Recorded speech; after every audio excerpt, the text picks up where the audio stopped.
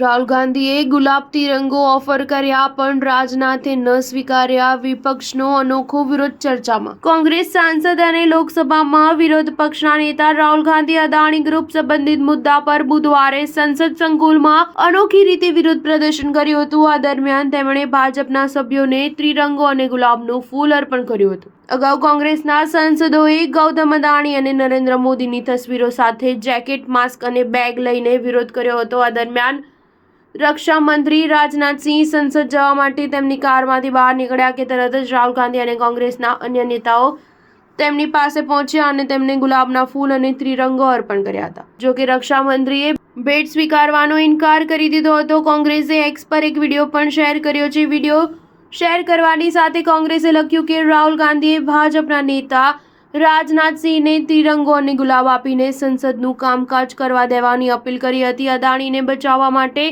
મોદી સરકાર સતત ગૃહને સ્થગિત કરી રહી છે, જેના કારણે દેશના ઘણા મહત્વપૂર્ણ મુદ્દાઓ પર ચર્ચા થઈ રહી નથી.